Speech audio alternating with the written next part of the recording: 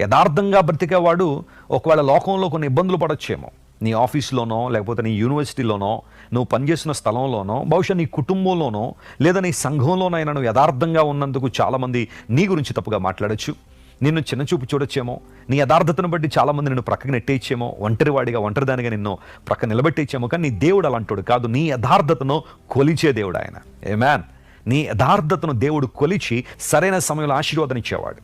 ఒకవేళ ఈ ఉదయకాల సమయంలో కూడా వెస్లీ గారు, నేను చాలా యథార్థంగానే ఉంటున్నానండి, నా మట్టుకు నేను దేవుని సన్నిధిలో నిర్ధారితంగా నడుస్తున్నానండి, బట్ స్టిల్ చాలామంది నా గురించి తప్పుగా మాట్లాడుతున్నారు, నా మీద హేళనగా మాట్లాడుకుంటున్నారని ఒకవేళ ఒక చింత బాధ నీలో ఉంటే ప్రక్కన పెట్టేసే వాటిని. నీ దేవుడు నీ పక్షాన్ని నిలబడ్డాడు. చూడు, ఆయన నీ కొరకు నిలబడుతున్నాడు. నీ జీవితంలో మేలు చేయడానికి ఆయన ఇష్టంగా ఉన్నాడు. యోబు గ్రంథంలో చక్కని మాట ఉంటుంది కదా, దేవునితో సహవాసం చేసేవారికి మేలు కలుగుద్దని 22-21 మాట ఉంటుంది.